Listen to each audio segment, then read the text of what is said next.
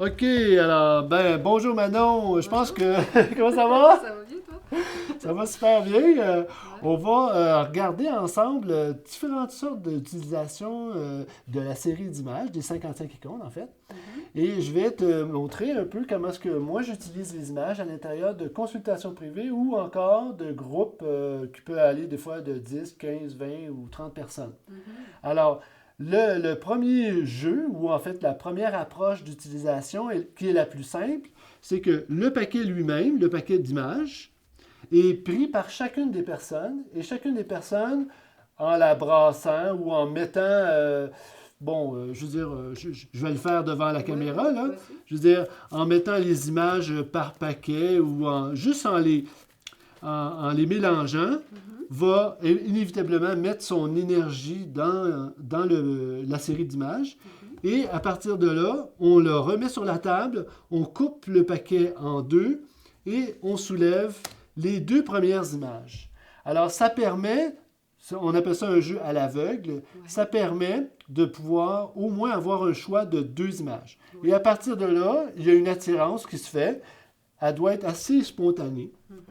Alors, si je dis, par exemple, c'est cette image-là qui m'attire le plus, bien, on va travailler avec cette image-là. On peut garder l'autre image comme une image qui va aider à une analyse plus complexe. Alors, on la met de côté, mais on va l'utiliser seulement si on n'a pas assez d'informations ou encore c'est plus difficile d'interpréter l'image.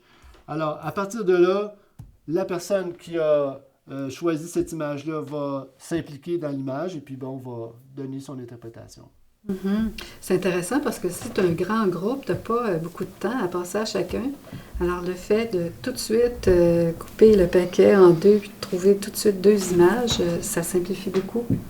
Oui, ça simplifie beaucoup, surtout que, bon, quand on arrive avec une option, un ou deux, Mm. la plupart du temps, on voit tout de suite que, ah, il y en a une des deux, là, que ça ne correspond pas du tout à une attirance, ou en tout cas, elle est rejetée, comme. Mm. Cette option-là aussi peut être vue d'une autre façon, un peu plus de groupe, parce que des fois, ça peut être un peu long, chacune des personnes qui vont brasser le paquet. Mhm. Alors, tous les gens qui participent vont brasser le jeu ensemble. Moi, j'appelle ça faire une montagne. OK. Alors, on fait une montagne ensemble. Moi, je fais ça comme montagne. Toi, si tu veux, tu en fais une. Tu les remets comme tu veux. C'est ça. Alors, on a une montagne et à l'intérieur de cette montagne-là, il y a effectivement une image pour nous. Oui. Pour chacun. Alors, moi, par exemple, je vais prendre cette image-ci, je la mets de côté. Et puis, on réfléchit, c'est juste pour être dans le cadrage, on réfléchit après ça sur l'image qu'on a prise à l'intérieur de notre montagne commune. Ah, j'aime ça, la montagne C'est commune. la montagne commune. Ouais. Hein? Alors, on a tous monté, on s'est élevé. Hein? Et puis, en s'élevant comme ça, on était chercher quelque chose. Ouais. Une composante de la montagne. Un souvenir de l'Everest. C'est ça. Wow. Alors ça, c'est une autre variation où Mhm. on joue avec l'ensemble de l'image, mais pour que ça aille un petit peu plus vite. Ouais. Et bon, dépendamment de la clientèle, par exemple, je te donne une Ouais. clientèle de jeunes. Les jeunes aiment beaucoup ça. Les Mhm. ados, Ouais. même un peu plus jeunes. Ah oui, c'est le fun, on fait la montagne. Et puis Ouais. bon, Un jeu d'équipe. c'est un jeu d'équipe, c'est Ouais. ça. On remet notre énergie ensemble. On peut voir ça comme Mhm. ça aussi. Tu sais. Ouais. C'est très Alors, rassembleur. Est-ce que tu demandes à chaque personne qu'est-ce qu'elle ressent par rapport à la carte qu'elle a choisie? oui, Ouais. ben, ce qui est important, comme je te dis, c'est un jeu de groupe. Ouais. Alors, on s'assure que chaque personne est d'accord sur le fait de se faire critiquer, de se faire poser des questions sur ce qu'on raconte. OK. Ouais. Autrement dit, si Les moi, par règles du exemple, jeu. je prends cette image-ci, Hmm. puis cette image-ci, je dis par exemple, ah, moi, ça me fait penser quand j'ai eu du taxage à l'école, on parle d'un ado Oui, par exemple, exact. puis Ouais. là, les parents sont présents, puis ils disent, comment ça, tu t'es fait taxer à l'école, toi? Puis là, tu Hmm. dis, non, mais je veux pas en parler. Ben non, ça marche pas. Non, non, tu le dis, Hmm. tu acceptes que les autres te C'est vrai. posent des questions sur l'histoire que tu vas raconter. Super. Alors ça, c'est très important. Dès le départ, on dit, si on joue à la montagne, il faut que tout le monde accepte les critiques ou les questions. Parce qu'il y en a quelqu'un qui peut dire aussi ah, mais ton histoire n'est pas vraie, ou je sais pas trop quoi, là, mais c'est une critique. Ouais. Bon, alors là, il faut que tu le prennes puis tu joues avec ça. Là. C'est Ouais. pas... mais tout le monde est respectueux la plupart du temps. Tout le monde est respectueux des histoires des autres. C'est juste la question que c'est une conversation. On est dans une conversation. On n'est pas dans un monologue. Non. Alors, dans la conversation, il y a des interactions. Ouais. Et tu acceptes les interactions.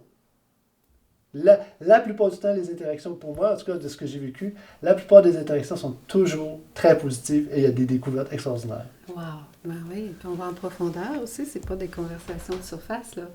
Non, c'est ça. Le jeu, en fait, quand on débute, la première personne est un petit peu gênée, et puis les gens aussi qui participent, mais dès la deuxième personne, là, on a compris le jeu. Puis on rit. Et puis là, on rit, on pose des questions, on y va plus profondément.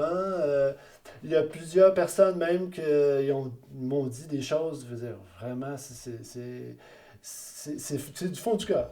Ouais. C'est pas juste, OK, on joue comme ça, sur le bout des doigts, et puis c'est pour passer la soirée. Là. Ouais. Est-ce que tu te sers aussi du guide d'interprétation? Oui, je me sers de... À quel moment tu t'en sers? Alors, le guide d'interprétation, il y a une première valeur. Alors, pour ça, je mets un peu des espèces de couches. La première valeur importante, c'est pour donner du contenu textuel à des gens qui ont beaucoup moins ou pas du tout d'imagination. Parce que ce qui arrive, c'est que... Ils sont trop dans leur mental, puis on va discuter, exprimer. Ou ils ont peur. Oui, ils ont peur, exact. Ils ont peur. Yeah. Si tu arrives puis tu prends une image comme celle-ci, et puis il y a des gens qui vont faire juste un descriptif. Ils vont dire, ben moi je vois un carré sur fond violet. Ouais. Oui, mais je veux dire oui, mais encore. Ouais. Tu sais? Si on met la carte sur la table, c'est... Oui. Ouais. Alors, dans un jeu de groupe, quand une personne, moi ce que j'appelle, est dans une interprétation descriptive, Ouais. là il faut l'aider. Et là, on peut utiliser le livre d'interprétation pour dire, ben, regarde, le livre d'interprétation formule a quelques pistes de réflexion sur différents critères, philosophie, psychologie, etc. On va en lire un. Une fable poétique, on va lire la fable, par exemple. Et c'est un déclencheur. Oui, ça soulève d'autres questions. Puis, et là, ça débute, et possiblement, ça casse les peurs de la personne. Parce que il y a des gens qui vont dire « Ah ben moi, là, si je dis vraiment ce que je veux, est-ce que ça va être mal perçu, etc. » Tu sais, je me mets un peu à leur place. Là. Et puis, c'est bon d'essayer de gommer, ou en tout cas d'effacer cette mauvaise peur. Là. Ouais. Alors, peut-être avec le document, le livre d'interprétation, il y a certaines petites réflexions qui permettent d'avoir une piste.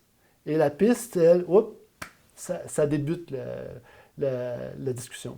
Oui, puis parce que j'ai regardé aussi le contenu des cartes, je trouve que justement les pistes de réflexion sont très positives. Ah, on a travaillé moi, j'ai travaillé ça là, pendant 2-3 ans avec Denise, qui est ma conjointe. Oui. Et elle est très, très forte c'est professeure en littérature. Ah, Alors, c'est elle qui est en dessous des fables. c'est extraordinaire. Oui, parce que effectivement, il faut que l'ensemble du contenu textuel porte toujours la personne à aller dans une dimension positive, créative, et possible. Moi, j'aime bien le côté artistique. Ben oui, Tu sais, la poésie. La poésie, écoute, c'est incroyable. Mais c'est sans fin, ça aussi, la poésie. Là. C'est un langage imagé extraordinaire. Et puis, il y a des gens qui ont de la difficulté à générer leur propre poésie. Oui. Donc, le livre d'interprétation est pour suggérer, ou en tout cas donner un petit coup de pouce.